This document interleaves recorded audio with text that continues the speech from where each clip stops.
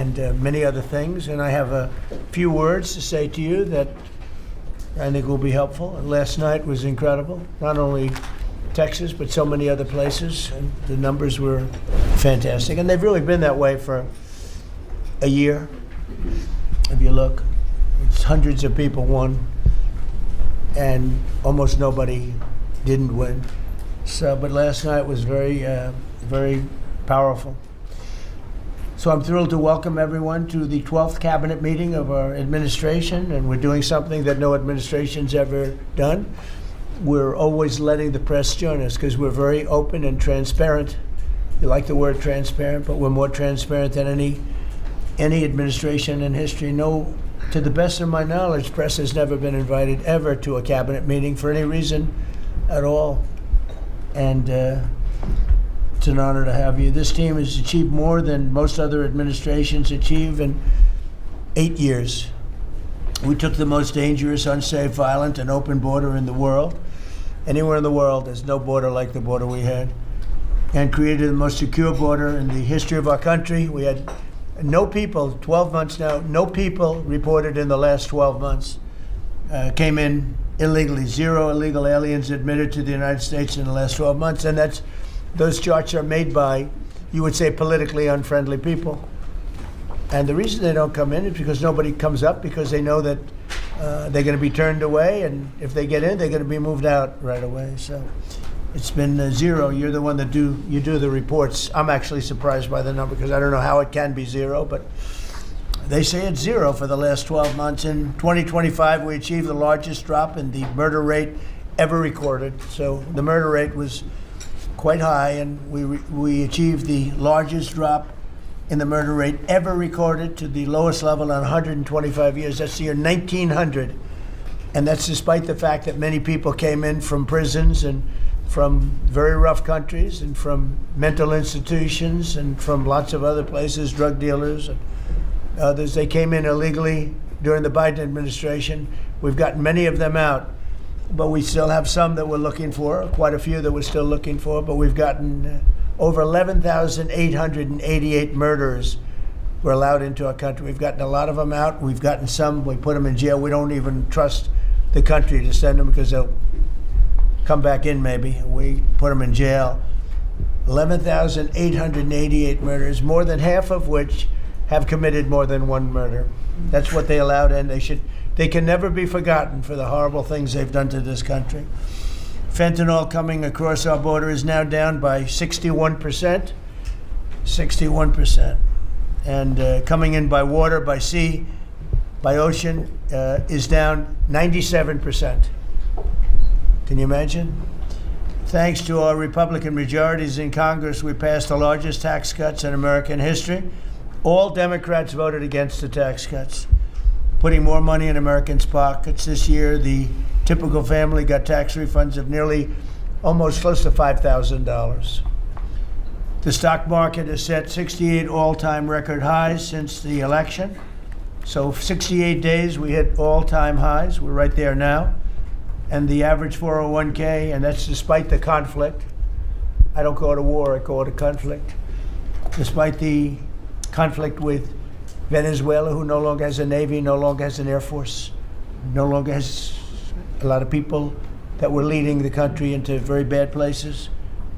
Their leadership is gone. Their second rung leadership is gone, and we're dealing with their third, half of their third, because half of their third is gone too. The average 401k is up almost $30,000 since I took office. So the Americans are benefiting working today. We have the most working, and we have 401ks at their all-time high, highest they've ever been. And that goes along with the stock market, which is the highest it's ever been. Under my most favored nation agreements, this is something that I wish the media would talk about, because to me it's one of the biggest things ever to happen in our country. Certainly as to medical, anything having to do with medical, because drug prices, we're delivering record-setting discounts on prescription drugs with price differences of 400, 500, and even 600% at the TrumpRx.gov. We recently added nearly 1,000 low-cost generics to the website. So we have drugs down 400, 500, 600%. Now you could say 80, 90, 70, 60, 50% if you want. There are two ways. It depends on the way you ask the question. But a pill that would sell in Germany or in, let's say, in London for $10 was selling for here for $130. And I got the countries to all agree. Otherwise, they would have had to pay big tariffs. I don't want to go into it, but I had some very interesting discussions. They said vehemently no, and then when I said, that's all right, we're going to charge you a 50% tariff on everything you sell into America, they said, well, like we said, we'll say yes. And every single country agreed, and every drug company agreed. So we have most favored nations. So we were paying the highest drug prices in the world. Now we're paying the lowest drug prices in the world. So that pill that I talked about would go from $10 to $20. The world is bigger than the U.S. Hard to believe, but it's true. So it's not like you cut it in the middle. They just had to go up a little bit, but a little bit is a doubling of a price. So a little bit's a lot. So the pill would go from $10 to $20, and we'd go from $130 to $20. Think of that. So we would get, if you remember, some of you were at the news conference I had in my first term where I got the prices down 1/8%, 1/4% my first term. And I was so proud of it because drug prices hadn't come down in 28 years, and I was the first one to do it. But now I'm getting them down, not 1/8%, I'm getting them down 400, 500, 600.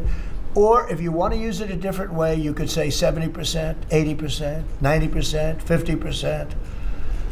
Nobody's ever seen anything like it. And I got that through, well, everybody knew it was taking place, but we paid the highest prices anywhere in the world. Now we're paying the lowest prices anywhere in the world, and the press refuses to write about it. I think it's the biggest thing. And for healthcare, so much of it is prescription drug prices and drug prices. And with them coming down, the healthcare is going to come down very substantially. We recently added nearly 1,000 low-cost generics too, as I said, and that's 1,000 drugs, and it's all on. And this was not given by me. This was given by Dr. Oz and Bobby, and I, wasn't sure whether or not I loved the idea, but they said we want to use Trump. TrumpRx.gov is what it is, and it's the hottest site I think anywhere on the planet, from what I understand, Bobby. Right? It's really great. People are calling up and they're buying drugs for literally a fraction of the price. And it should be the biggest story. And on that alone, we should win the midterms. On that alone, we should win the midterms. But the press doesn't talk about it. It's the biggest thing to happen in the drug industry ever, maybe. Ever. And the press doesn't even want to write stories about it. We made the largest ever investment in U.S. military, $1 trillion, and we're asking actually for $1.5 trillion for the coming year. And we have the strongest military anywhere in the world, as you know. You saw what we did with Venezuela. That worked out very quickly. And we're doing really equally as well with, but again, people don't want to write about it, with Iran. Iran is very much intent. They want very much to make a deal. So far, they haven't gotten there. We're not satisfied with it, but we will be. We will be either that, or we'll have to just finish the job. But their Navy is gone, as I've said 1,000 times. Their Navy is gone. Their Air Force is gone. Everything's gone, and they're negotiating on fumes. But we'll see what happens. Maybe we have to go back and finish it. Maybe we don't. Right now, I mean, you can speak to Steve Witkoff and Jared. They're doing a good job. But right now, I think it looks like they want to just make a deal. They want to. They have. I don't think they have a choice. They're just going back to the internet because they're getting clobbered. Their economy is in free fall. They have 250% inflation. Their money has no value.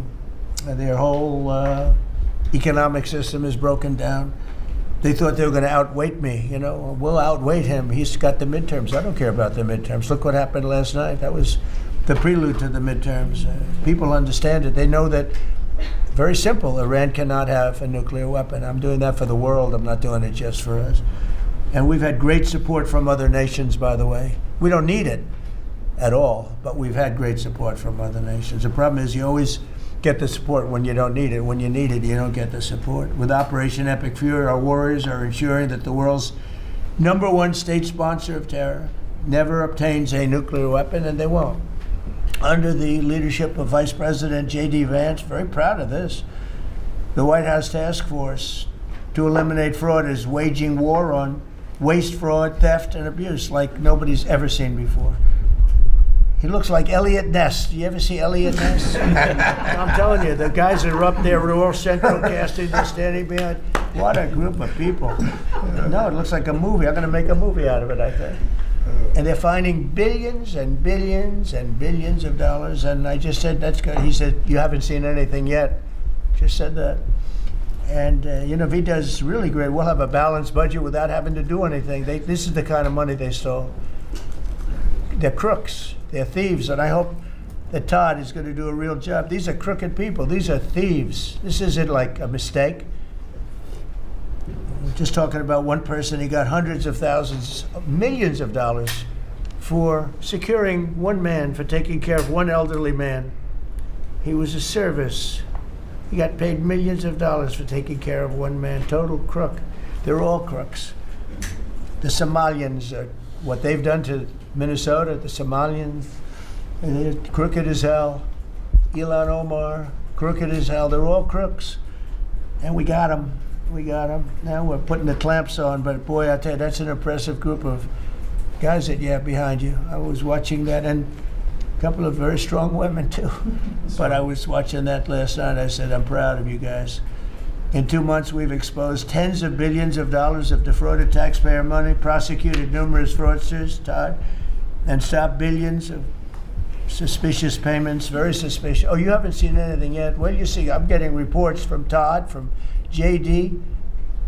I've never seen anything like it. The kind of, just hundreds of billions of dollars was stolen.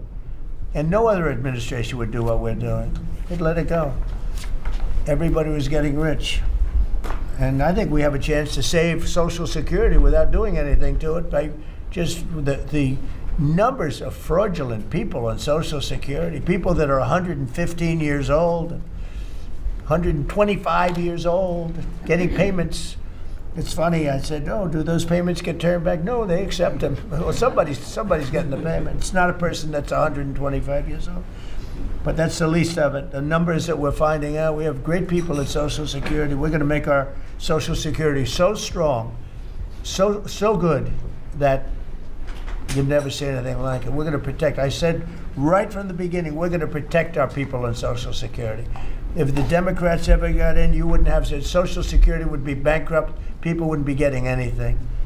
Last week, they took down 2 of the largest Medicaid fraud cases in Minnesota history, as well as the largest autism fraud case ever charged by the federal government. You saw that with millions of dollars just being stolen. Everybody had autism. Everybody had autism, they said. It was incredible, actually. And I've just seen I see what they're doing. You haven't seen anything yet. So congratulations, JD. Be vicious like they are. They're violent people. They're violent, vicious scum. Before asking Vice President Vance to speak about these efforts, I want to express our tremendous gratitude to our outgoing Director of National Intelligence, Tulsi Gabbard, who's a terrific person, actually.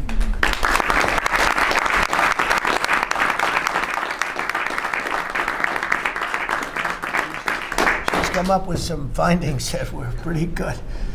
And Tulsi's worked tirelessly to restore trust and focus on the intelligence and with the intelligence community. They all respected her. They listened to her. She gave us leads that were pretty much, people thought they were dead and they weren't dead. They were right there, and she was able to expose a lot of things that we used at the FBI with Cash and with Todd and with JD and everybody else. It was amazing. She dramatically reformed the Office of Director of National Intelligence, and cutting the staff by 40%, and she prevented countless terrorists and cartel members from entering the United States. She exposed mountains of evidence related to the Russia hoax, probably the greatest hoax in the history of our country. Although, when you look at the fraud coming out, there's a lot of them. I mean, honestly, there's a lot of them. But the Russia hoax, a great hoax, a very dangerous hoax too. and revoked security clearances of officials involved, and she declassified numerous historic documents of special public interest, including related to the JFK and RFK assassinations, which everybody wanted to see. And we're now releasing a lot of things having to do with space. It's people are very interested in that. It actually became the number one topic. We're releasing a lot of information having to do with terrestrial things, and people are totally fascinated by it. It's amazing. I wasn't sure if they would enjoy it. It's literally trending number one. Can you believe it? So a lot of people out there are like it, but we're releasing all of that information. And Tulsi, we're praying for you and for your husband. Her husband's not feeling great, but he's going to feel great soon. You're going to get him better, and he's a wonderful guy. So just say hello, and thank you for the great work you've done. We appreciate it. Thank you very much. And now I'd like to ask JD to say a few words about the war on fraud, followed by Acting Attorney General Todd Blanche, who's doing fantastically, and Secretary of State Marco Rubio, another one. I mean, we have great people. And the Secretary of War Pete Hegseth, Central Casting. He loves war. I don't know. He's a good man, that one. And Scott Bessent, you talk about a guy doing a job. Been fantastic. Thank you, Scott. Really fantastic. And a lot of the success that we're having with other countries is what you've been able to do and find.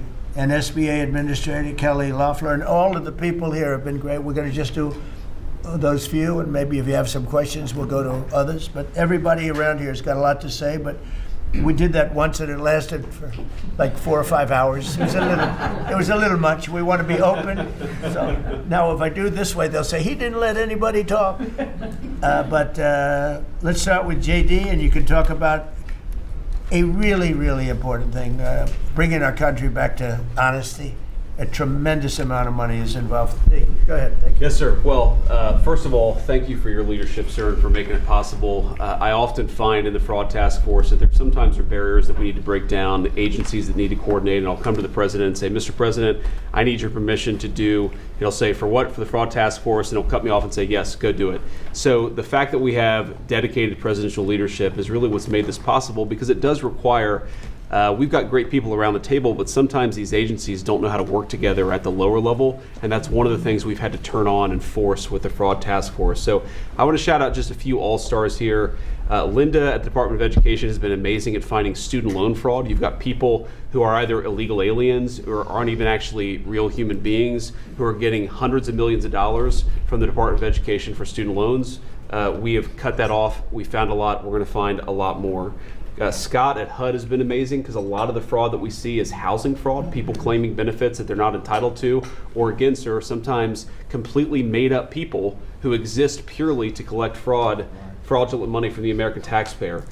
Brooke at the Department of Agriculture, something I had no idea until I started this work, sir, that we send hundreds of billions of dollars to the states to administer the food stamp program. The federal government has no insight into whether those food stamps are going to people who are legally entitled or whether those people actually even exist. And so we're working on a number of mechanisms to actually force the states to verify that the people who receive these benefits are actually entitled to them. And I could go down the list. I've gotten a lot of support from a lot of people in this room. Bobby Kennedy and Dr. Oz have been particular all-stars on this, and Kim at H&HS. What they've done with the Medicaid fraud, we found tens of billions of dollars in Medicaid and Medicare fraud just from their hard work. We've cut that off, and yes, Mr. President, we're going to find a lot more.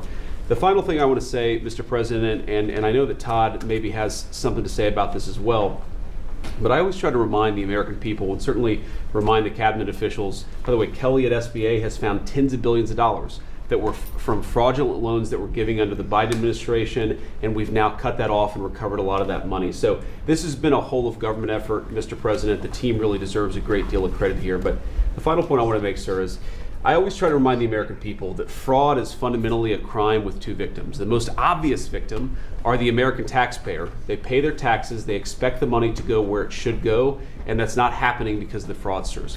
But there are also victims, people who benefit from these programs that don't exist, if we're not actually taking care of the fraud issue. And let me just give one example to build on something you said earlier, sir. One of the people that Todd just prosecuted was a person who was collecting a lot of money from the American taxpayer to take care of elderly citizens, people who worked their entire lives, paid their taxes, should have had dignity and nobility in old age, but it was deprived from them from fraudsters who say that they're taking care of them, who collect a check to take care of them, but then abuse and neglect these people. And particularly one man who died because he wasn't getting adequate care, and that guy was still collecting benefits to take care of a person who he had completely neglected. So not only do you have an American taxpayer who's paying into these programs, you have an elderly citizen deprived of his dignity because we're not going after the fraudsters. Well, now we are. How much money did he get? Sir, hundreds of thousands of dollars, maybe more than that, but we think that that exact type of fraud has been replayed all over our country. That particular case was outside of Minneapolis. We expect that there are tens of thousands of people who are collecting fraudulent money to take care of people, and they're not actually taking care of them. We're, of course, going to get to the root of as much of it as we can. But again, sir, it's been, I wouldn't say fun, because you find out how much people have been taken advantage of, but it's certainly very good and valuable work. So thank you for giving me the opportunity to do it. Well, thank you very much. Yes, sir. And Attorney General, please. I'll just continue to talk about what the Vice President was just talking about. The way that we are actually, it's one thing to uncover fraud, which we've done, and that's part of it, but it's also prosecuting the bad guys that are doing it and stopping it from continuing. And that's where you have, everybody in this room has inspector generals. And for many years, these really hardworking law enforcement members would identify fraud, and nobody did anything about it. DOJ prosecuted it, but spent a very little resources on that. So what we've done just in the past 51 days, over 400 law enforcement actions in this country related to major fraud. That's search warrants, that's arrests, that's convictions, that's indictments that are filed, and that's just 51 days. And it's not just the great prosecutors. It's the FBI agents, it's DHS and HSI agents. It's everybody in this room that has inspector generals that are now they have been freed up, and it's because of you. It's because of the Vice President saying this is going to be a priority of what we are going to do, not just the Department of Justice. Even though we're the prosecutors that are putting bad guys in jail, it's also the law enforcement at every agency, FBI and DHS. And so we're already seeing results. We had a $1 billion fraud, a conviction at trial last week out of Florida. And this was an organization that was stealing from senior citizens in Florida, duping them. There were call centers set up in the Philippines, and they were duping them to buy medical equipment that they didn't need, that they would never get, and that the taxpayers paid for. And so that's a good win. We arrested 15 guys in Minnesota last week. The Vice President mentioned one of them. These are people that are not, they're just stealing, and many of them are here illegally. And so you have people who are in this country illegally who are then taking advantage, and the Vice President says something a lot that resonates with me. The generosity of the American people, the generosity of everybody in this room, the leadership, to take care of the people in this country that are the most, that deserve it the most. Children who are supposed to get food at school, and you have men just stealing, taking that money. And so that's what we're focused on. We are standing up, as you know, Mr. President, you allowed us to stand up a new division at the Department of Justice. It's our entire existence of that division is to combat what we're talking about. And then every U.S. Attorney's Office is now focused on it as well. So this is something that will result in a better place for every citizen in this country and save money, a lot of money, and also it's the right thing to do for our tax dollars, Mr. President. And billions of dollars was given out just very quickly before Biden left office. Billions and billions were given out. And I mean, I know of many cases, but one, I don't know what's happened with it, but I think you're looking at it. I know Lee was involved in it environmentally. Stacey Abrams was given $2 billion for an account that had $103 in it, an environmental fraud, I guess. And she had $103 in this newly opened account. And before leaving business, they put $2 billion into the account. And they had no reason for existence. They were unable to say what they did with it. $2 billion. Lee, do you want to just mention something about that? Well, thanks to your leadership, Mr. President, that was canceled. And they no longer have access to that $2 billion. They fought like hell. They wanted that money. Go ahead. In fact, it was over $29 billion it's now been canceled at EPA. You told us to make it a priority. Now this happened as soon as you came in. After the election, before your inauguration, they were caught on video saying that they were rushing to get billions of dollars out the door before you're swearing in because they were afraid that once you were sworn in, you were going to stop it. Well, that part, they were right. We did. Yeah, we did. Great job. And we're happy to do it, Mr. President. And, the Department of Justice under Todd Blanche's leadership, they just secured another big win in appeals court on some recently canceled grants for different agencies. So great attorneys making sure that this accountability is delivered over the finish line. It's been a great team effort. And we're building more, most importantly, we're building more factories and plants in the United States now than at any time ever before. $18 trillion coming in. That's not including the 12th month, that's 11. And I say it often that the Biden administration had much less than 1 trillion, and we have 18 trillion. And when those final numbers come up, they'll be even higher than that. That's a record in the history of the world. No country's ever done that. And that money's going into plants, and you are giving them very fast approvals, thorough and environmentally correct, but fast approvals. And you're doing a fantastic job. Thank you very much. Another man doing a fantastic job, I think we all agree, is Marco. You're all over the place, right? I watched you last night in 3 different locations. So tell us about Iran. Well, first of all, the bottom line is Iran's never going to have a nuclear weapon.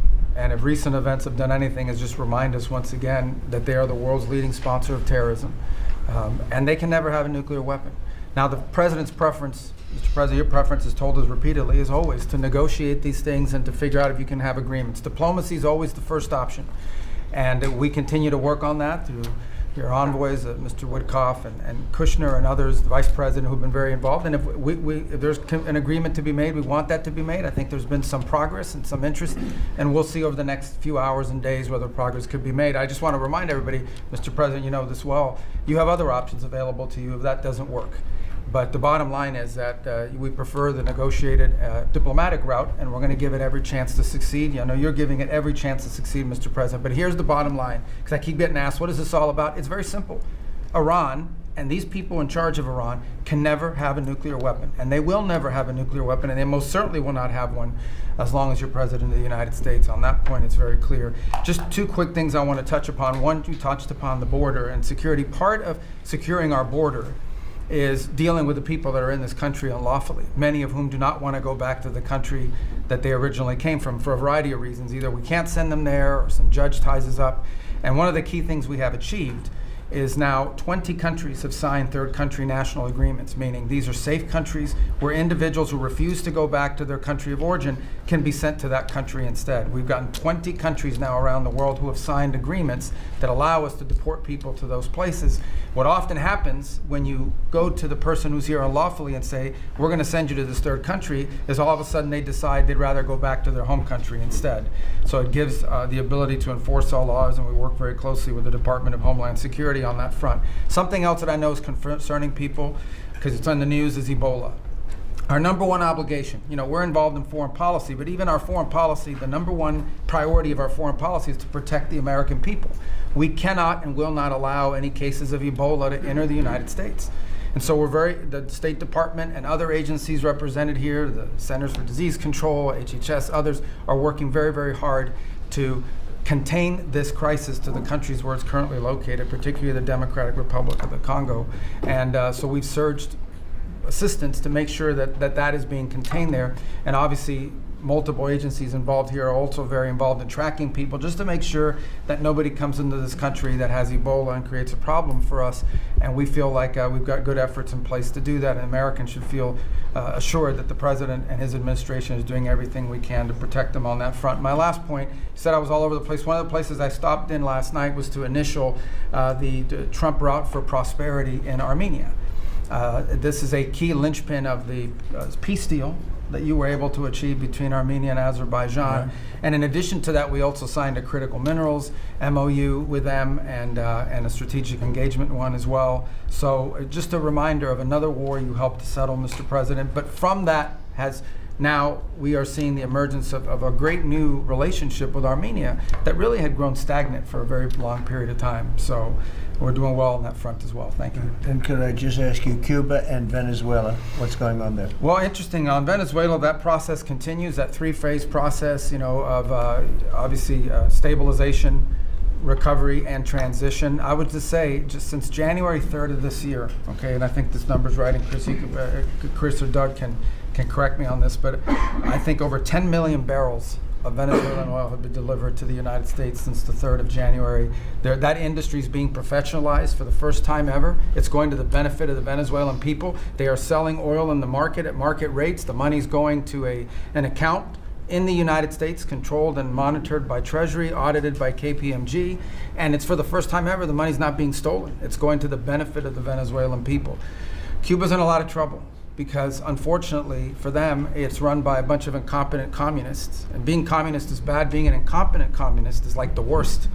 And but the country's been taken over by this company called Gaesa that basically controls 70% of the economy. None of the money in that company goes to help the Cuban people, none of it.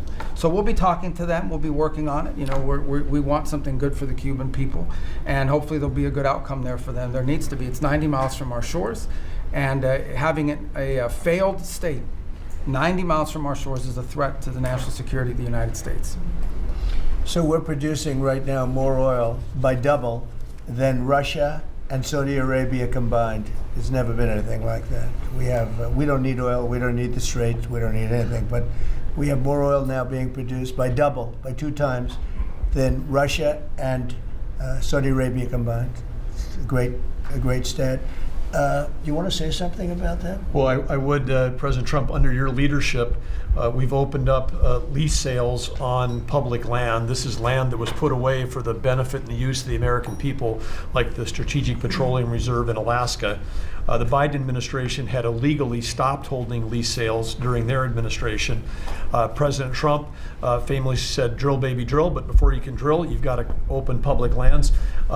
Between the lease sales that have happened in the Permian, in the Bakken, and on the North Slope, just since January of this year, it's over $4 billion of revenues come into the Treasury. That's 13 times more than the Biden administration brought in on lease sales in the entire 4 years they're in office. Sir, your policies brought that in 5 months. So with that, a lot of excitement, a lot of activity. We also inherited just in one district in Carlsbad, New Mexico, 5,600 unprocessed applications to drill for oil and gas on public land. And when we're drilling on public land, those companies pay a royalty, and that money comes to all of our citizens, and it goes to local school districts, and it goes to states. It is the core of the economy in parts of our country. The team down there working for the Department of Interior, Bureau of Land Management, has dropped that by 91%. It's one of the reasons why they had a record lease sale. It's because now people go, I can bid on federal land and I'm going to get a permit to drill, and it's not going to take me 5 years to get it. I'm going to get it in a month or less. And so it's exciting to see your vision. And of course, with this energy dominance, us, as you just noted, largest oil producer in the world, largest natural gas producer in the world, largest natural gas exporter. This is an opportunity for us to bring prosperity and affordability here at home, but also bring peace abroad. So President Trump, your energy dominance strategy with Chris Wright, Lee Zeldin, all the people that are working on this, people around the room, it's been really incredible. And of course, you mentioned Venezuela, but all that flowing to our Gulf Coast refineries is also helping to keep the price of gas down at home. So again, it's an amazing transformation. Bottom line is the center of geopolitics around energy has moved from other parts of the world to the Western Hemisphere in the last 5 months. You turned Venezuela from a sanctioned adversary into a strategic ally in 45 minutes. Never happened in history before. And what's going on in Alaska? When I was there last week in Alaska, the North Slope, 80,000 barrels a day coming online at Pico. That wouldn't have happened with you. It's up by Willow on the North Slope. That's going into the Alaska pipeline. 20% increase just off that one field. So amazing work. Energy is a high-tech industry, and those guys are crushing it, and they're loving the fact that they can provide affordable, reliable, secure energy for America. And we're working very hard in California. You know, a lot of people don't know this, but California has tremendous oil reserves. Used to be number 3 in the nation, and the radical left has just wiped it out. And we're working very hard to get that open again and get it so the people, their gasoline prices, their lack of energy is just staggering. It's staggering. And we're actually making very good progress. Even people that were against that at one point, now they're saying, wow, that'd be great. But people don't realize it was one of the, right, Chris? It was one of the top drilling states, one of the, I would say in terms of reserves, as among the top in the country. Nobody thinks of that with California. Everything was just closed down, really violently closed down. And we're opening up some of it, and we're being met with actually great spirit, because they're paying so much for gasoline that they don't have to be doing that. And they have a very incompetent group of leaders, like grossly incompetent. So I think that's going to be something. On a slightly smaller subject, while Doug was speaking, Department of Interior, he and his people have done a fantastic job on D.C. D.C. is looking beautiful. The fountains are almost all open. We had 28 of them. And we have one in particular, a very long lake, we call it, the reflecting lake, between the Lincoln Monument. Nobody's ever seen anything like it. You take a look at, between Lincoln and Washington, you have the longest, like 2,400 feet long. That's longer than the tallest building in the world if you set it on its side. And it's almost 200 feet wide. And actually it was built in 1922, and from 1922 on, it really never worked. It always leaked, and it was a problem, and a lot of things. And hundreds of millions was spent. The Biden administration and the Obama administration spent hundreds of millions of dollars trying to get it to work, and they failed. And we'll be spending, you'll give me a number, but I think it's a very low number. It's like in the number that we originally talked about, where we cleaned it, we fumigated it. We had 10 major truck dumpsters of garbage taken out. Can you believe it? A friend of mine came in, very substantial person from Germany, wanted to see the Washington Monument. I wanted to see the Lincoln Memorial. And he said, I look, but that horrible reflecting pond is disgusting. It's filthy, dirty, and disgusting. I said, really? I drove down. I said, Secret Service, let's take a drive. And we went down. I said, that's terrible. And for the most part, it didn't work. I mean, they wouldn't even have water in there. But when they did, it was just dirty, filthy water that leaked out. And we got to work on it. And it was supposed to cost almost $400 million, because it's like putting the skin on a skyscraper, but bigger, much bigger. Many skyscrapers, you could almost say, other than for the world's tallest. Think of it, the world's tallest skyscraper is shorter than 2,400 feet. So we went to work, and over the years I built hundreds of pools. I build them every time I built the building. I always like to build Olympic-sized swimming pools, and I was very aware of swimming pool, what goes into making a swimming pool. It's not as simple as people think. You never want it to leak. You want to have beautiful surface. I said, I have an idea, Doug. We sat down. I said, let's take that long thing where we're going to fix it with concrete, which leaks, concrete, and all sorts of other materials that all leak and don't look good. They're gray. And, swimming pool, I have a swimming pool right up the road. I built it 22 years ago. It's perfect. I said, does it ever leak? No. It's perfect. Good contractors. I actually called in a couple of the contractors, got some ideas from them, and I gave it to Doug, and Doug's done an unbelievable job. And so they were going to spend maybe $400 million. I don't know. You never know with cost overruns and everything, but it was going to take years to build, 3 years, 4 years. And we'll have it done before July 4th, substantially before July 4th. If we didn't have such bad weather the last 4 or 5 days, we could have been almost done. You can't do the substance of the rain. And what they did is they cleaned it. They took out, as I said, more than 10 dumpsters of garbage, shovels. It was disgusting. Every corner had massive amounts of, I guess that's the way the tide goes, but they had massive amounts of garbage. We then steam cleaned it. We then sandblasted it, and then we pebble blasted it. That's a bigger version of sand. We made the surface as good as it can be, and we're now covering it with the most beautiful blue, very thick. You think of it as a very sophisticated form of rubber. No leaks, no problems. And it's beautiful. It's called American Flag Blue. That was the color we chose. And we are probably 70% finished with it. It's going to be finished. The hard part's done.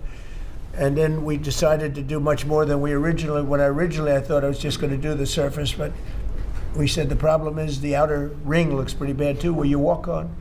So we sandblasted that. This is all additional work. We didn't want to do, when you do something like this, when you do the one, you think the other looked okay, but then when the other, you see the new surface, the old stuff that looked okay looks really bad. So we cleaned that, sandblasted it. The walkways, all of it. It's a tremendous amount of area. It's thousands of feet long, very wide. This is where the people stand, not the water part, the dry part. And we had a combination of granite and stone, and we're pointing it, fixing it. The joints were terrible, everything. The whole place was a mess. And when it opens in a couple of weeks, long before July 4th, we want to have it for July 4th weekend, but it'll be long before that, you will see something that's really going to be beautiful. And now we're looking at the World War II fountain, because that's also in pretty bad shape. On the bottom, we're going to duplicate it, I think, with the maybe with a slightly different color. Actually, we'll go with a lighter color. But Doug and I have a lot of fun doing it. Your staff is fantastic. They've really worked well. But the concept, so think of it, instead of spending $200, $300, $400 million, and it will never work, we're going to spend like $10 million maybe, $12 million. Instead of spending 4 years, we're going to spend, like if you add it all up, like a couple of months. And instead of going through 4th of Julys as a horrible construction site, we're going to have it open before the 4th of July. And the difference is it's better. Somebody said, oh, well, but it's not the same. Some of the fake news would say, well, but it's not. No, it's like the pen story. The pen is better at $2 than it was at $2,000. This is the same thing. This is far better. Won't leak. It'll last for 50 years, maybe 100 years. They didn't even know. I said, how long will this last? Oh, I think you'll get 50 years out of it. We did the swimming pool treatment, but they said, sir, for a little more money, we can get industrial strength. I said, that sounds good to me. Same color, same everything, same stuff, but it's actually much stronger. It's used for industrial. I said, I love that. So we're going to have that open. It's going to be really, really beautiful. And it's a very important thing. We can't have people looking at the Washington Monument, going, the memorial. If you take a look, the Lincoln Memorial, it was built, I guess, a little after the Lincoln Memorial. It's embarrassing. It was so horrible. I never saw anything like it. It was filthy dirty. It was Biden. And they spent, between the two of them, they spent hundreds of millions of dollars trying to fix this thing. Now, when Obama did it, he spent way over $100 million. And they had a great idea. Let's use the water from the Potomac. Because environmentally, they liked it. Somebody said that was good. But the water from the Potomac was not suitable for this, to put it mildly. It was disgusting what happened. And so they spent hundreds of millions, over $100 million, and they immediately closed it. It was closed for many months and nobody did anything. It was closed. It's basically been closed. But go back to 1922. It was always sort of, people think of it as beautiful, but it was always a mess. It's going to be unbelievable. It will be unbelievable. It's actually exciting. I want to ride over there today if I can. I always have a problem. Secret Service isn't in love with my walking along, checking the sidewalk, the new sidewalk, to see whether or not they pointed it correctly. But they do. We have great contractors doing the job. But we'll spend a very tiny amount of money, and it'll be better than it ever was when it was built in 1922. It's very exciting, actually. To me, I love construction. It's very exciting. And we do many things. We did 28 or 29 fountains. I made a contribution to redoing Lafayette Park. That's the entrance to the White House. And it was an embarrassment. The floors were broken. They had bricks. Some of the bricks were missing. You know where they're missing? They took them out to throw at people. We're going with it's going to be a world-class park. It'll be open pretty soon. They're doing a lot of work over there. That was a contribution that I made with some other people. And it's going to be really beautiful. That was really the front door to the White House, but you couldn't even use it. It was so terrible. People would come to the White House, and it was so terrible. So with that, I'm going to ask Pete to talk about some of our great success, Yes, sir. including Venezuela. You might talk. Absolutely, sir. I think actually your efforts on the reflecting pool are actually a great segue. If you look at Washington and Lincoln, these are two men that faced monumental tasks and stood up in historic fashion and delivered for the American people. And when you step back and look at 47 years of what Iran waged war against us and our people, there's only one man over the course of both presidency who has stood up and said they will never get a nuclear weapon, as Marco said. So whether it was Qasem Soleimani, whether it was scrapping the Obama deal that was going to give them a weapon, whether it was the 12-day war or Operation Midnight Hammer, you created the conditions to ensure the American people and the world are safeguarded from this generational threat. And so when you authorized Operation Epic Fury, just like you talked about with the reflecting pool, we didn't do the same old thing the way we'd done it in the past after Iraq and Afghanistan, the way we waged wars. Instead, you said, we're going to do this smart. We're going to do it overwhelming. We're going to use maximum lethality, and we're going to bring them to their knees. And so whether it's their Navy that's at the bottom of the Persian Gulf, their Air Force, their air defenses, or their defense industrial base, they may have missiles, but they can't build more right now. And they can't build more drones right now. And they can't build more ships. And so they came and cried uncle to talk, which Steve and Jared and the Vice President and others are doing so ably. And during that time, we put in a world-class blockade. And they haven't been able to bring anything in or anything out from Iranian ports. And we know from the intel that their economy is hurting big time because that is their lifeblood. And again, bringing them to the table. So whether it is through the efforts of your negotiators that they ensure that they never have a nuclear weapon, or we have to go back to the War Department to finish the job that way, we're prepared to do that. And I think even our reach on the dark fleet of Iranian tankers, no Iranian tanker around the globe is safe. And we've seen seizures all around the globe, again, choking off their economic lifeblood. But all of this is possible, Mr. President, thanks to the investments that you've made in this department, firing on all cylinders. For the second year in a row, we're at historic recruitment rates. Last year, we said that here. This year, we beat it even faster. The American people are excited about what you're bringing to our department. Our defense industrial base, $50 billion in private investments because of the meetings you've held. Defense manufacturers are investing in new plants and new manufacturing, new production lines, so that we're getting weapons faster than ever. And then the $1.5 trillion that you've committed to the department going forward, that's 1 million American jobs. 1 million American manufacturing jobs. That's Golden Dome for America, that's F-47, that's B-21, that's $50 billion in drones. We're going to lead the world in drones, shaving years off of production of all of those, everything under budget and ahead of schedule, which is what the warfighter deserves. And we saw it, you mentioned Venezuela, Mr. President, you saw it on display there. Think of the fact that our Southcom commander just landed via helicopter at our embassy, peacefully at the welcome of the Venezuelans, because we're now partnering with them, hopefully, even on the counter-cartel mission as we secure our hemisphere. So we've secured that southwest border. We're going to war with the cartels through the America's Counter-Cartel Coalition. Venezuela is a big part of securing our energy future and defending the homeland. And then I just want to note one more thing to give you a sense of how committed this president is.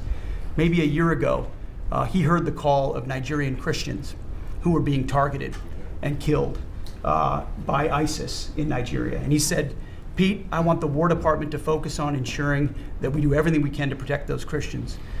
Partnerships like that can take time behind the scenes, but he never wavered on it.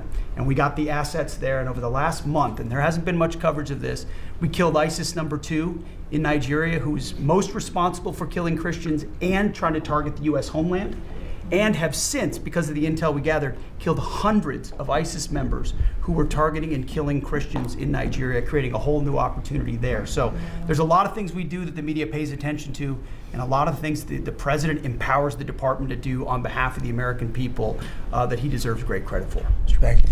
Great job. You're doing a great job. I just want to say on recruitment, we're very proud of the fact that for the previous 4 years, previous administration, they couldn't recruit people. And that included, by the way, police and firemen and others. They were not proud of our country. And they couldn't recruit. Anybody with a uniform and was having a hard time recruiting. And they set record low numbers. They were way, way behind. And literally from November 5th it started. It started even before we got going. But from the time we won the election to now, we've had numbers of recruitment, the likes of which we've never had. Record recruitment in every single branch, and that includes police and firemen.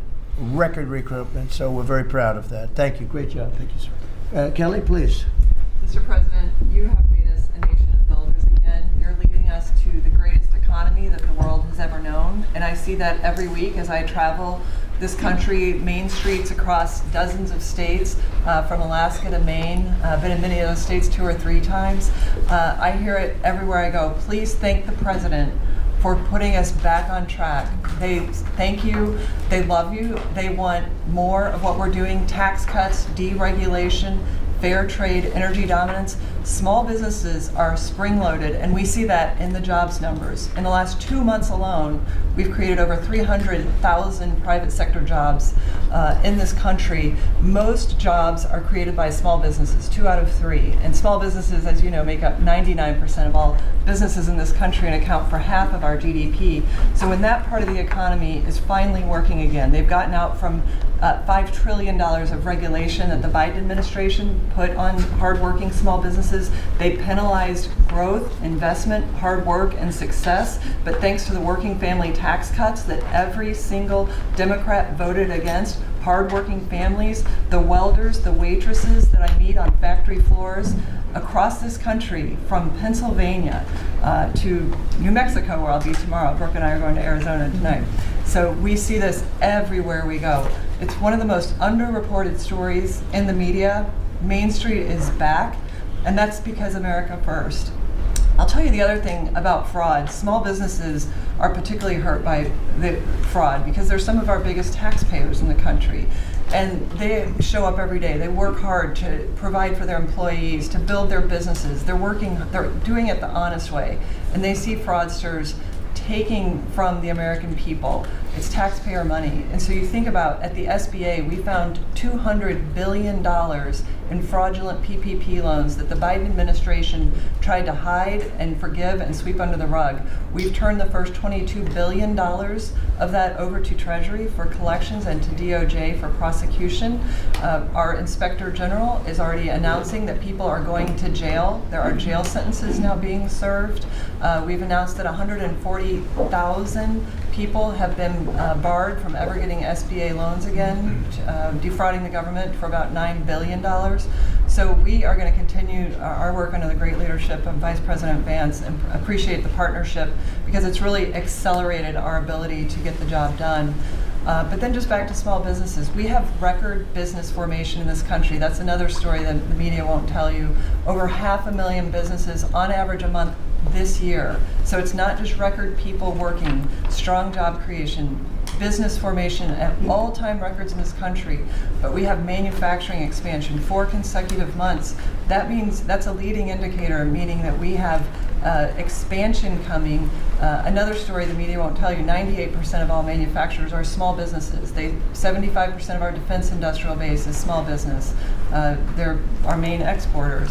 And so America first, free trade, fair trade, deregulation, tax cuts, and energy dominance is helping workers on Main Street, and that's why they tell you to tell me to tell you, Mr. President, thank you, and they love you. Well, thank you very much. Great job. Thank you, Kelly.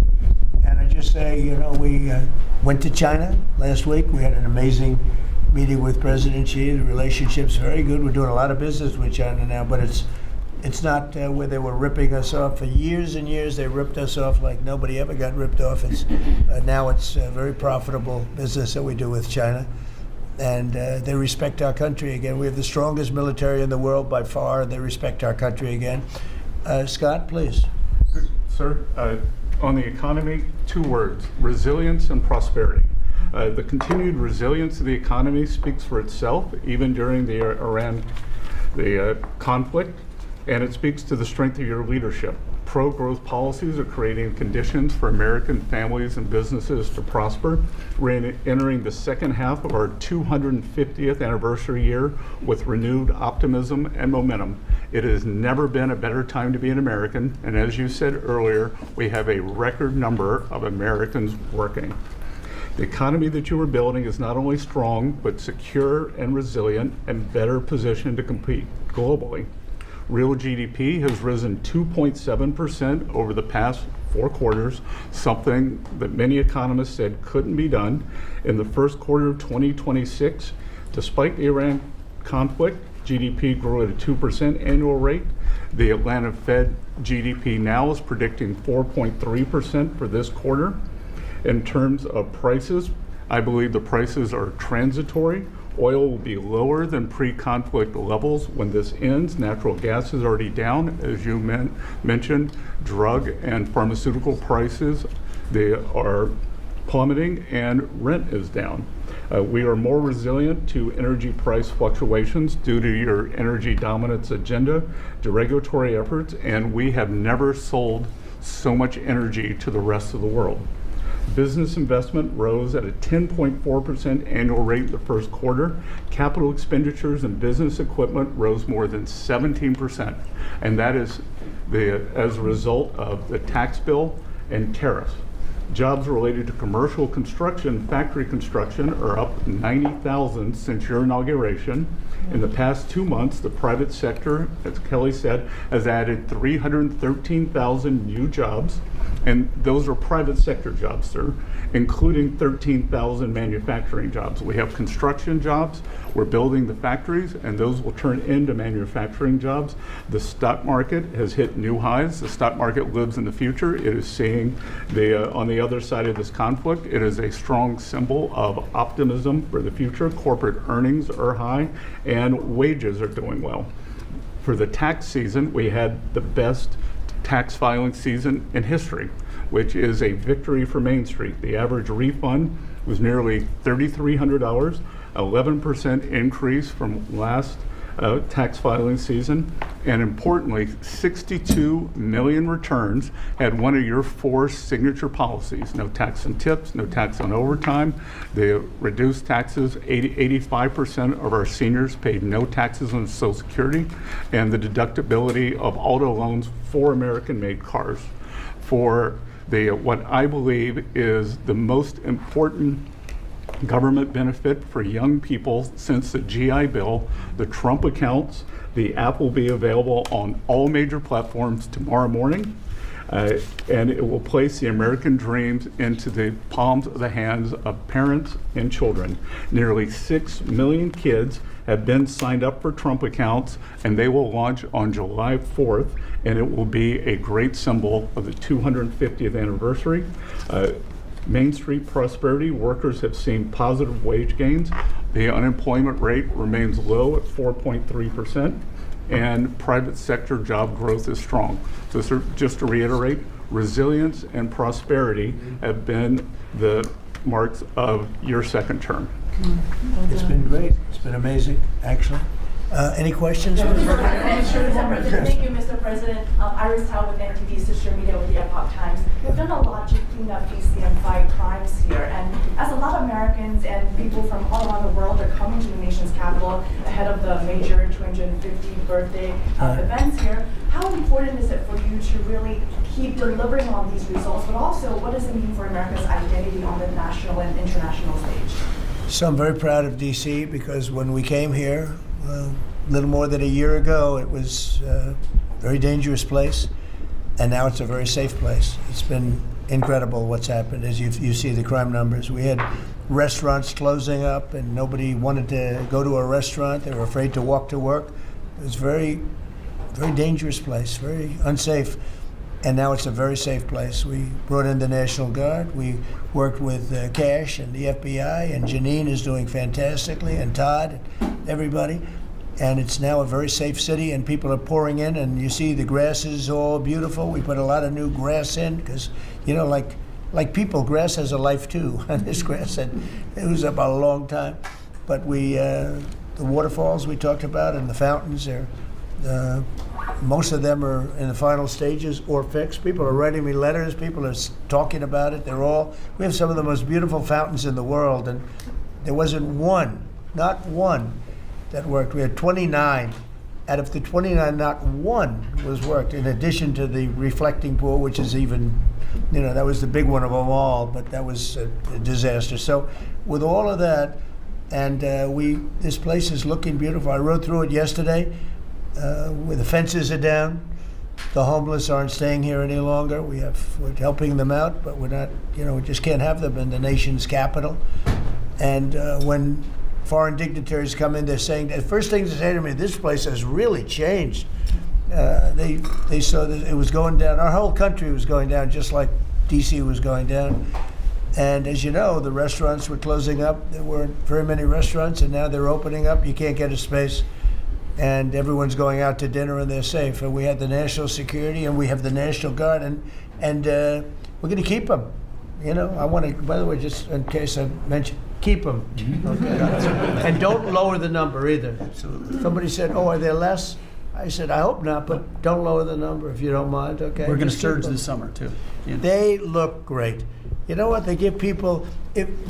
We took out 5,000 criminals, hardcore criminals. By the way, 90% of the crime is calculated. They count 2% of the people do 90% of the crime. That's a great number. Because when you get rid of 2% you can get rid of. 90% you can't get rid of, 2%. So 2% create 90% of the crime, 91% actually, to be exact. And we moved 5,000 people, Todd, out of here. These are career criminals. Many of them came over from the last administration through the open border, the ridiculous open border, no vetting, nobody knew who they were. They came out of prisons, they're drug dealers, there were people from mental institutions. And Washington, D.C. is now a safe and beautiful place. And it's only going to get more beautiful. Yeah, please. President Trump, thank you so much for having us in here today. What are your thoughts? Why do you think that Joe Biden is trying to sue this Department of Justice, former President Joe Biden, to have his tapes that he did interviews on blocked from the American people hearing them? Do you think that he's trying to hide something? And maybe Acting Attorney General Todd Blanche could comment on if they will countersue and release those tapes to the American public. Are you talking about it with respect to his book? With respect to Well, I'd like to see it. I don't know. Maybe there's some constitutional reason. I don't know. I would like to see what he has to say, because we can never allow what happened to this country to happen. The man was grossly incompetent, and the Democrats, I call them the Democrats because the policy is so bad, but they came very close to destroying our country. We can never let it happen again, and I hope that you're able to produce that. I think it would be very interesting reading for people. Mr. President, Iran wants control of the Strait of Hormuz. Would you accept a short-term deal that allows Iran and Oman to control the strait? And would they have to open it immediately, or would you be open to that happening over a period of time? No, the strait's going to be open to everybody. And who would control it? It's international waters. Nobody's going to control it. We're going to watch over it. We'll watch over it, but nobody's going to control it. That's part of the negotiation that we have. They would like to control it. Nobody's going to control it. It's international waters, and Oman will behave just like everybody else, so we'll have to blow them up. They understand that. They'll be fine. Mr. President, thank you. How much economic pressure do you feel to get the Strait of Hormuz open? Well, you have to say, the United States has so much oil that we are an exporter of oil. So we have plenty of oil. We're very lucky. We're blessed with the greatest piece of land in the world from that standpoint, and we have more than anybody else. And now when you add Venezuela to it, we have, I think, 64% of the world's oil.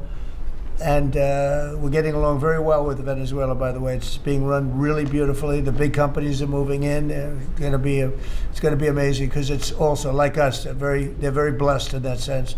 But we have natural energy that no other country has. We have more than anybody else. So it's really a world problem, because most of the world doesn't have that. And we're making it available. During the closing, I don't know if you've seen some of the satellite pictures, boats, hundreds of boats lined up. It looks like, I used to say, the Long Island Expressway with the cars. They're lined up, and they're coming to Texas, Louisiana, they're coming to Alaska to fill up their boat. They're a big boat. Some of them are really big, 2 billion gallons. Even bigger than that now they make them. They make them up to 4, Chris, I hear. Now they make them up to 4. The 4 are now the big ones. Used to be the 1s. Now it's 4 million barrels of, think of that, 4 million barrels of oil in one boat. But they're lined up, and they're right now heading to Texas, and they've already filled up, and they've gone back. In addition to that, you have a lot of boats. You have about 1,500 boats in the strait wanting to get out, and at the right time we'll release them. But the American people, sir, are seeing higher gas prices. Yeah, they It's are. come down a little bit, but it's still $4. No, it's come down. 45 cents. Oh, it'll come down a lot. It'll come down to where it was before. We had it when I was in Iowa. We had we're driving by and we saw gas stations, $1.90 a gallon, $1.85, $1.87 were the three that we saw. We had it down in some places below. Now we can't help but California where they charge so much tax that you lower it and they charge tax. They've got to straighten the act out in California, but we had gasoline down to a very low number. I think we'll be hitting that number shortly after that whole excursion ends. Does that give you more urgency? But regardless of anything, as Marco said better than anybody can say it, you can't let them have a nuclear weapon. They would use it instantly. They wouldn't think about it. They would use it instantly. I've gotten to know them. They would use it instantly. Does that give you more urgency, Mr. President? You've said that you're in no rush to make a deal, but with gas prices that are so high across the country, people are paying more for travel. Does that give you more urgency to make a deal? Why doesn't it? Well, I'll tell you the primary urgency I have. I said this, it wasn't covered properly, but the primary urgency is that we can't let Iran have a nuclear weapon. But at the same time, we have a tremendous amount of oil, gas, coal. We have tremendous amounts of energy. We're blessed with something very special. Those prices are going to come down. They're going to come down fast. I think that you'll see, actually, Todd, I think you're going to see lower prices that we had even before we did this. Now, I knew there'd be an increase. I said, we have a choice. We don't have to do anything. And in 2 years or 1 year or 2 months, because Iran would have had if we didn't hit them with the B-2 bombers, Iran would have had a nuclear weapon within 2 weeks from that date because they were ready to go. And if they had a nuclear weapon, it would have been used already. It also would have been used had I not terminated the Obama deal, the Iran nuclear deal, as we call it. That was in my first term. Had I not terminated that, they would have had a nuclear weapon a long time ago. I would say it was a guarantee that it would have been used. And it would have blown up Israel. It would have blown up the entire Middle East. And that's never going to happen. Yeah, please. Mr. President, on Iran, would you be comfortable with Russia or China taking their stockpile of highly enriched uranium and have they offered to? No, I wouldn't be comfortable. That would not make me comfortable. Is the U.S. considering easing sanctions on Iran to allow Iran to sell its crude to market? No, we're not talking about any easing of sanctions or giving money. No sanctions, no money, no nothing. We have control of money that they claim is theirs. We'll keep control of that money. And when they behave properly and when they do what's right, we'll let them have their money. But right now, we're not doing that, and it's not. One thing is not contingent on the other. Mr. President, on the shooting last weekend, it came barely a month after the third assassination attempt against you during the White House Correspondents' Dinner. What was your reaction when you first heard about the latest shooting, and what gives you the courage to really keep doing your job effectively without thinking about these threats every day? Well, I can't think about it because if I thought about it a lot, I wouldn't be a very good president. I wouldn't be here, probably. I'd be up in some room with a locked door and said, just leave me alone. So I can't really think about it. It's just something that, it's a sad part of life. It's a dangerous business. What I'm doing is a dangerous business. And they say, and look, we have been maybe the most consequential, but we certainly have been one of the most consequential. This group has been a very consequential administration. And they say if you're not consequential, you don't have so much problem. If you are consequential, you do. So you have to look at that. But it's a shame. It's a very sad fact of life. Look, anybody in office, not only in this country, in other countries too, but when you are a consequential president, your life is in grave danger. I knew that. Yeah. Mr. President, how would you characterize the current state of the talks with Iran? I guess if it were a football field, what yard line would you be on? Well, I think we're doing very well. They are starting to give us the things that they have to give us. And if they do, that's great. And if they won't, then the man on my left is going to finish them off. Is there a time frame in your mind? What? Is there a time frame in your mind for? I mean, it happens quickly. The problem is every time I mention a time frame, for instance, I see, we've been doing this for a few months. Vietnam lasted 19 years. Korea lasted 8 years. Afghanistan lasted many years. They were all many, many years, and we're into it for a few months. And I read about you people like you. What's taking so long? But we're in it. We lost between two wars, two big wars, Venezuela and Iran. We lost 13 souls, 13 great people. Met the parents, great people. And it's a terrible thing, but 13. If you look at the war casualties and the deaths in wars from Vietnam and all that, they lost hundreds of thousands of people in numerous of these wars. We're very cognizant of that. We want to lose very few. We want very few to be injured. We're very careful. But war is war. War's dangerous. But we've lost 13. I saw the Democrats took an ad putting in the 13 people that were lost. And when you look at hundreds of thousands of people that were lost in the Middle East, Iraq, all the different wars we were in, we have done an amazing job. With that being said, I hate to lose 13. I hate to lose one, but we've been very capable. I mean, when you think of it, we took over Venezuela in one day. We have done a similar job, but we said, well, give them a little chance at the request of somebody that we greatly respect from Pakistan, the Field Marshal and the Prime Minister. They've been great. They asked us, would we pause the war for a little while because they'd like to, so we'll do that. But we had them beat. They're, no better now. We could close it out very quickly. If we can do it in a different way, that'd be good. If we get everything we want, but we could close that out very, very quickly, and we may have to. I don't think so, but we may have to. Mr. President, ask about the World Cup, if I could. Yeah. The U.S. spent a lot of money getting the World Cup here and increasing the infrastructure. Does the economic benefit outweigh the cost? No, the World Cup is great. It's the most successful they've ever had, ticket-wise. It's they've never had anything that sold so quickly. It's amazing because it's the United States. You don't think of I call it soccer. It's just easier to do because we have football and they have two footballs, right? They call it football.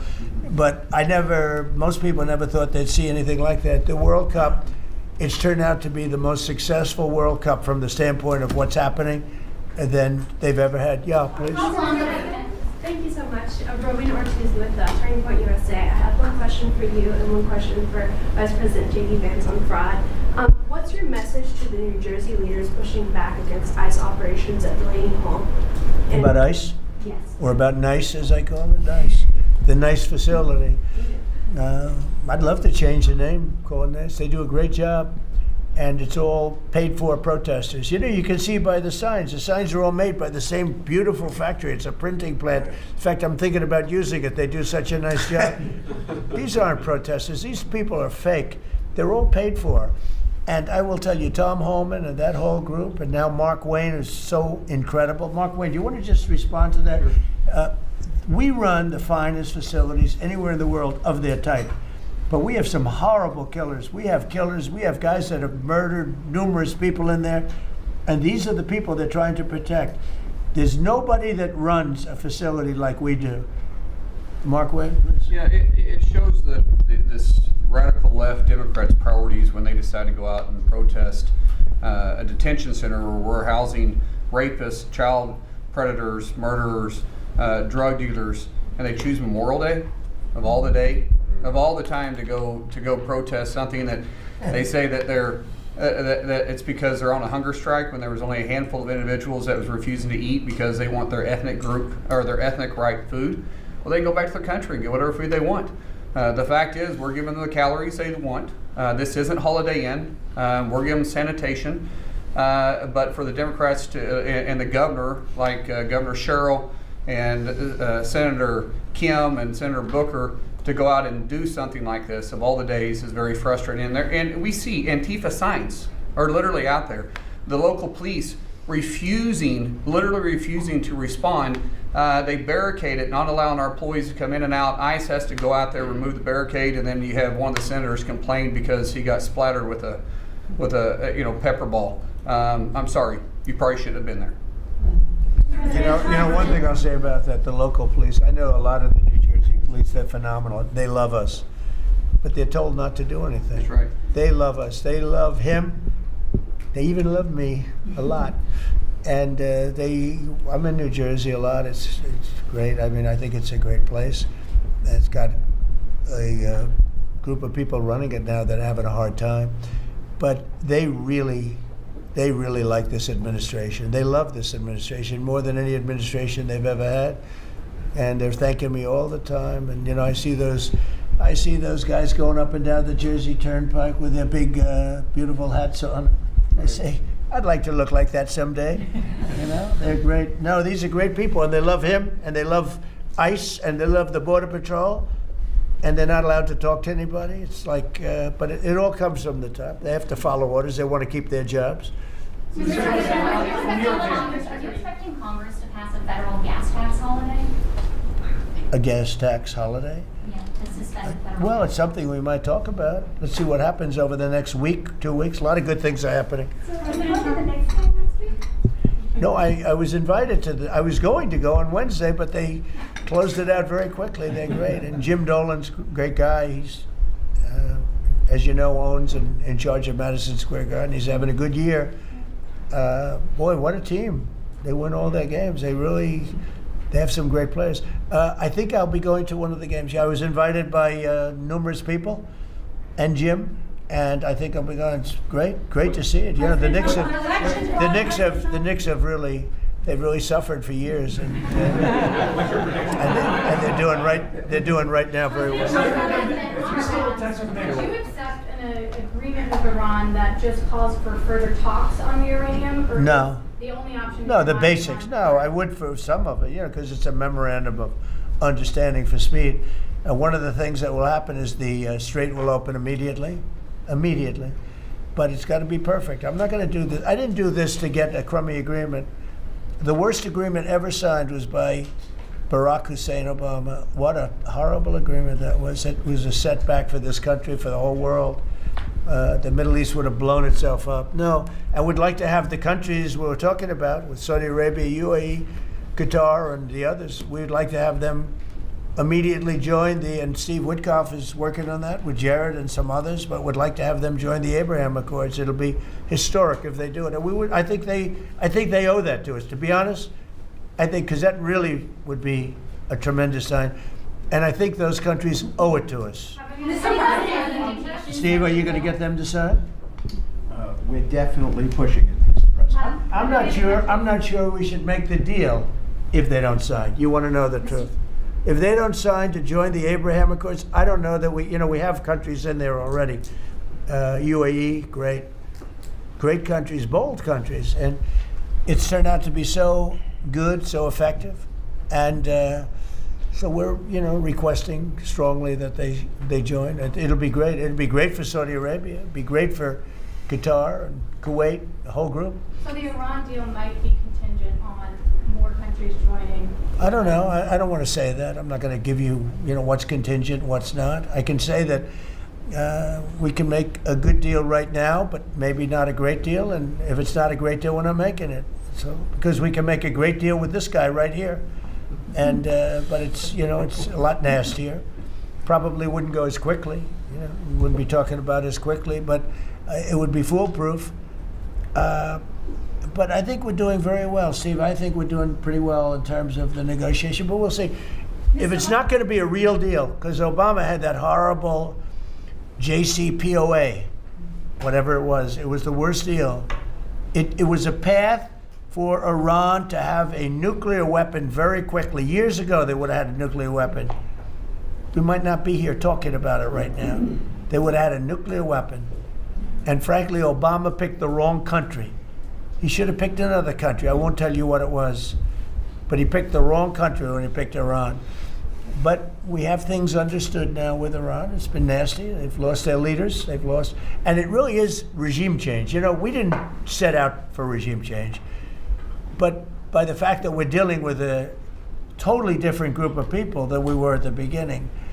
And frankly, I find them to be much more reasonable. I actually find them to be smarter, but I find them to be much more reasonable. This is regime change. One regime is gone, another regime is gone, we're dealing with the third. Pieces of it, because some of them are gone too. And I find them, I think, how can you have a stronger regime change than that, So I do find that. I'd like to thank you all very much. We're doing great. Our country is doing fantastically well, and this group of people is outstanding. Thank you all very much.